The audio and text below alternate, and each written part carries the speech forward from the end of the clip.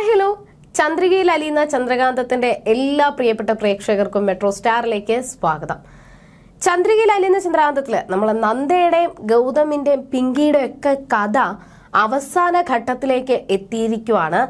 ഇത്രയും നാളും നന്ദു ഗൗതമിന്റെയും പിങ്കിയുടെയും കൂടെ ഉണ്ടായിരുന്നുവെങ്കിൽ പോലും നന്ദയുടെയും ഗൗതമിന്റെയും ചോരയിൽ പിറന്ന ആദ്യത്തെ കുഞ്ഞ് മരിച്ചുപോയിന്ന് എല്ലാവരും വിശ്വസിക്കുന്ന ആ കുഞ്ഞ് തന്നെയാണ് നന്ദു എന്ന് ആരും തിരിച്ചറിഞ്ഞിട്ടില്ലായിരുന്നു, ആർക്കും അറിയത്തില്ലായിരുന്നു. എന്നാൽ ആ സത്യം എല്ലാവരും അറിയാൻ വേണ്ടിയിട്ട് പോകുവാണ്. ഇനി ആരായിരിക്കും നന്ദുവിന്റെ അമ്മ? പിങ്കി ആയിരിക്കുമോ, നന്ദയായിരിക്കുമോ? ആ ചോദ്യത്തിനുള്ള ഉത്തരമാണ് ഈ ഒരാഴ്ചത്തെ എപ്പിസോഡ് എന്ന് പറയുന്നത്. മാത്രമല്ല, ഇത്രയും നാളും നന്ദയെ തള്ളിപ്പറഞ്ഞ എല്ലാവരും നന്ദയെ ചേർത്ത് പിടിക്കുന്ന ദിവസങ്ങളും കൂടിയാണ് ഇനി വരാൻ പോകുന്നത്. എന്തൊക്കെ സംഭവിക്കും എന്ന് നമുക്ക് നോക്കാം. അതിനു മുൻപ് ആദ്യമായിട്ടാണ് ഈ ചാനൽ കാണുന്നതെങ്കിൽ തീർച്ചയായിട്ടും സബ്സ്ക്രൈബ് ചെയ്യുക. അപ്പോൾ ഞങ്ങളുടെ പുതിയ സീരിയൽ റിവ്യൂ വീഡിയോസ് എല്ലാം നിങ്ങൾക്ക് ലഭിക്കുന്നതായിരിക്കും.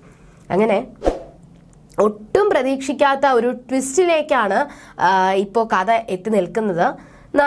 ഗൗരിയെ സ്വന്തം മകളാണ് ഗൗരി എന്നുള്ള സത്യങ്ങളൊക്കെ ഗൗതം തിരിച്ചറിഞ്ഞിട്ടുണ്ടായിരുന്നു. അതിനുശേഷം നടന്ന സംഭവങ്ങളൊക്കെ എന്താണെന്ന് നമ്മളും കണ്ടതാണ്. എന്നാൽ ഇപ്പോൾ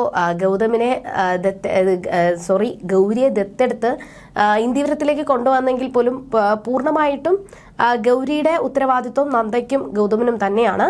എന്നാൽ അതിനിടയിലും കുത്തിത്തിരിപ്പും പ്രശ്നങ്ങളും ഉണ്ടാക്കി അവരുടെ സന്തോഷങ്ങളെ തള്ളിക്കെടുത്താനായിട്ടും ഗൗരിയെ എല്ലാവരും കുറ്റപ്പെടുത്താനായിട്ടും അങ്ങനെ ഒരു സാഹചര്യം ഉണ്ടാക്കാനൊക്കെ ആയിട്ട് ശ്രമിക്കുവാണ് മോഹിനി. എന്നാൽ ഇനി സത്യങ്ങൾ തിരിച്ചറിഞ്ഞു കഴിഞ്ഞാൽ ഉറപ്പായിട്ടും പിങ്കിയുടെ ജീവിതം എവിടെയായിരിക്കും എത്തി നിൽക്കാൻ പോകുന്നതെന്ന് നമുക്ക് നോക്കാം. എന്തായാലും ഭയങ്കര ഒരു ക്ലൈമാക്സ് എന്ന് വേണമെങ്കിൽ നമുക്ക് പറയാൻ പറ്റും. ആ ഒരു രീതിയിലോട്ടാണ് കഥ പോകുന്നത്. ഗൗരിയെ ആ ഒരു വീടിന്റെ അനന്തരാവകാശിയായിട്ട് ഗൗതം ദത്തെടുക്കുകയും പിന്നെ അതിന്റെ മുന്നോടിയായിട്ട് നടന്ന ചടങ്ങുകളൊക്കെ കണ്ടപ്പോൾ നന്ദു പറഞ്ഞ ഒരു കാര്യം ഉണ്ടായിരുന്നു. ഇപ്പോൾ ഗൗരിക്ക് പപ്പയും എല്ലാവരും കൂടി ചേർന്ന് ചടങ്ങ് നടത്തി കൊടുത്തു, പക്ഷേ എനിക്ക് എന്താ ചടങ്ങൊന്നും നടത്തി തരാത്തത്, എനിക്ക് എന്താ ഇങ്ങനെ ഒരു ചടങ്ങ് നടത്തുക എന്ന് എടുത്തു ചോദിച്ചിട്ടുണ്ടായിരുന്നു നന്ദു. എന്നാൽ അപ്പോൾ ഗൗതം പറഞ്ഞത്, ഞാനും മുത്തശ്ശനും കൂടി ചേർന്നിട്ട് മോന് വേണ്ടിയിട്ട് ഒരു ചടങ്ങ്, ഒരു പൂജ ഏർപ്പാടാക്കുന്നുണ്ട്, ഇതിനേക്കാളും ഗ്രാൻഡായിട്ടായിരിക്കും ആ പൂജ നടത്തുന്നത് എന്നുകൂടി ഗൗതം പറഞ്ഞിട്ടുണ്ടായിരുന്നു. ഈ കഥ തുടങ്ങിയത് ഈ ചന്ദ്രികയിൽ അലിയുന്ന ചന്ദ്രകാന്തം എപ്പിസോഡ് തുടങ്ങിയപ്പോൾ തന്നെ നമുക്കറിയാം ഒരുപാട് പ്രശ്നങ്ങളിലൂടെ നന്ദ കടന്നു വന്നതാണ്. എന്നാൽ ഈ ഒരു പ്രശ്നവും നന്ദയ്ക്ക് ഒരിക്കലും ഉൾക്കൊള്ളാൻ പറ്റാത്തത് തന്നെയായിരുന്നു.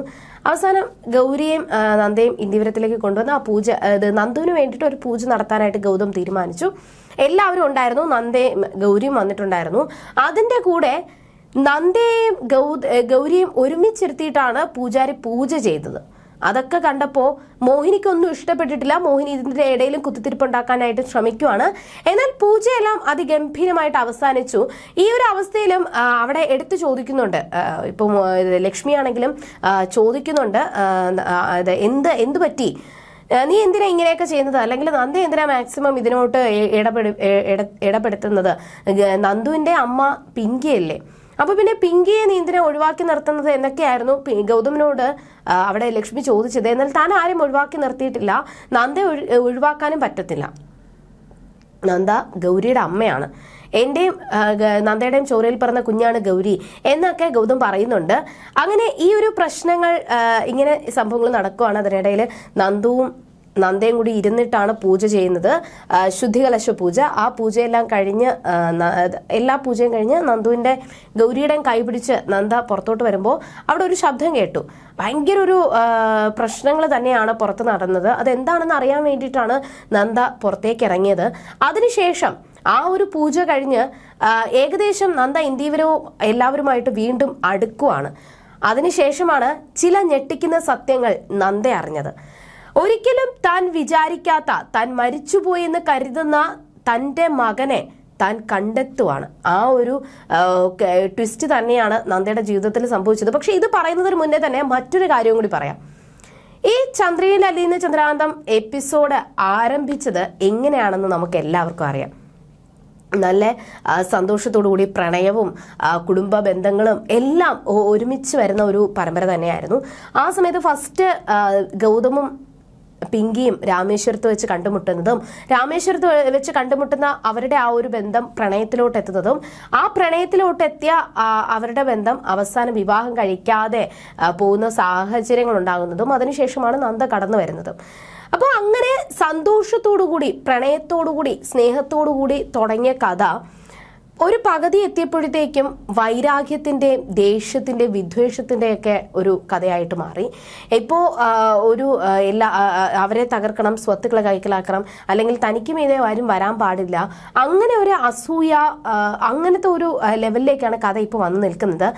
ആ ഒരു സാഹചര്യത്തിലാണ് ഇപ്പോൾ നന്ദയും എല്ലാവരും എത്തി നിൽക്കുന്നത്. ഭയങ്കര സന്തോഷത്തോടുകൂടി പ്രണയത്തോടുകൂടി തുടങ്ങിയ കഥ അവസാനം എത്തിയപ്പോൾ വലിയൊരു അടിപിടി പ്രശ്നങ്ങളിലേക്കാണ് അവസാനം കൊണ്ടെത്തിച്ചത്. എന്നാൽ ഗൗതം ഇപ്പോൾ നന്ദുവിനെ ഒരു സാഹചര്യത്തിൽ ഓർഫനേജുകൾ കൊടുത്തപ്പോൾ അത് നന്ദയുടെയും ഗൗതമിന്റെയും കുഞ്ഞാണെന്ന് ആർക്കും അറിയത്തില്ലായിരുന്നു. എന്നാൽ ആ കുഞ്ഞിനെ തിരിച്ച് നന്ദയ്ക്ക് സ്വന്തമാക്കാൻ സാധിക്കുമെന്നും നന്ദ വിചാരിച്ചിരുന്നില്ല.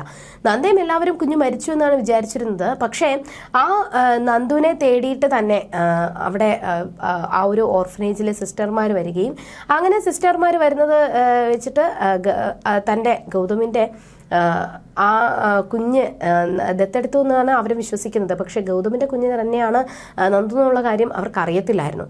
ഇങ്ങനെ വന്ന സമയത്ത് ഓർഫനേജിൽ നിന്ന് വന്നു. ഗൗതം ഓർഫനേജിൽ സിസ്റ്റർമാരെ കാണാനിടയായി. അങ്ങനെ കാണുന്ന സമയത്താണ് നന്ദു എങ്ങനെ വന്നു, അല്ലെങ്കിൽ ആ ഒരു ബസ് അപകടത്തെ പറ്റിയും ഏലപ്പാറ ബസ് അപകടത്തെ പറ്റിയും ആ ബസ് അപകടത്തിൽ നഷ്ടപ്പെട്ടു പോയ കുഞ്ഞാണ് എന്നുള്ള കാര്യങ്ങളൊക്കെ ഈ സിസ്റ്റർമാരെല്ലാവരും കൂടി ഗൗതമിനോട് പറയുന്നത്. അതിനുശേഷമാണ് ഗൗതം നന്ദുവിനെ കുറിച്ച് കൂടുതൽ അന്വേഷിക്കുന്നത്. ആ അന്വേഷണത്തിലാണ് തൻ്റെ മകനാണ് നന്ദു എന്നുള്ള കാര്യം ഗൗതം പോലും തിരിച്ചറിയുന്നത്. പക്ഷേ അങ്ങനെ തിരിച്ചറിഞ്ഞതിന് ശേഷം സിസ്റ്റർമാരെല്ലാവരും കൂടി നന്ദയെ കാണാനായിട്ട് ഇന്ദീവരത്തിലെത്തി. മഹേശ്വരനും ഗൗതമും നിൽക്കെയാണ് നന്ദയോട് എല്ലാവരും കൂടി ചേർന്ന് ആ സത്യം തുറന്നു പറയുന്നത്. നന്ദ മരിച്ചു എന്ന് കരുതുന്ന താൻ ഒരിക്കലും തിരിച്ചു വരത്തില്ല എന്ന് വിശ്വസിക്കുന്ന അതേ കുഞ്ഞ് തന്നെയാണ് തൻ്റെ യഥാർത്ഥ മകൻ, തൻ്റെ മുന്നിൽ നിൽക്കുന്ന നന്ദു എന്ന് നന്ദ തിരിച്ചറിഞ്ഞു. പക്ഷെ നന്ദ തിരിച്ചറിയുന്ന ആ നിമിഷം മുതൽ ഗൗരിയും നന്ദയുടെ കുഞ്ഞ് തന്നെയാണ്, നന്ദുവും നന്ദയുടെ കുഞ്ഞ് തന്നെയാണ്. പക്ഷെ അവിടെ ഒറ്റപ്പെട്ടു പോകുന്നത് പിങ്കിയാണ്. ഒരിക്കലും തനിക്ക് തിരിച്ചു കിട്ടത്തില്ല എന്ന് വിശ്വസിക്കുന്ന ഒരു പ്രണയബന്ധം തന്നെയാണ് ഗൗതമുമായിട്ടുള്ളത്. ഗൗതമിന് ഇനി തനിക്ക് തിരിച്ചു കിട്ടത്തില്ല എന്ന് പിങ്കി ഒരുപാട് വിശ്വസിക്കുന്നുണ്ട്. നന്ദയും കൂടി വന്നതുകൊണ്ട് തനിക്ക് ഗൗതമുമായിട്ട് ഒരു ജീവിതം മുന്നോട്ട് കൊണ്ടുപോകാൻ പറ്റത്തില്ല എന്നും പിങ്കിക്ക് അറിയാം. എങ്കിലും നന്ദുവിനെ കരുതിയിട്ട് തന്നെയാണ് പിങ്കി ഇപ്പോഴും ജീവിക്കുന്നത്. നന്ദുവിന് വേണ്ടിയിട്ട് തന്നെയാണ് ജീവിക്കുന്നത്. ആ നന്ദു തന്നെ തനിക്ക് നഷ്ടപ്പെടുന്നു എന്നുള്ള ഒരു സാഹചര്യം എത്തുമ്പോൾ പിന്നെ എങ്ങനെയായിരിക്കും പിങ്കിയുടെ ജീവിതം മുന്നോട്ട് പോവുക? എന്തൊക്കെ പ്രശ്നങ്ങളായിരിക്കും നടക്കാൻ പോകുന്നത്? പിങ്കിക്ക് എന്തെങ്കിലും അപകടം സംഭവിക്കുമോ? പിങ്കിക്ക് എന്തെങ്കിലും ദുരന്തം സംഭവിക്കുമോ? ആ ദുരന്തം വലിയൊരു പ്രശ്നത്തിലോട്ടായിരിക്കുമോ വീണ്ടും എത്താൻ പോകുന്നത് എന്ന് നമുക്ക് വരുന്ന എപ്പിസോഡുകളിൽ കാണാം. അതുവരേക്കും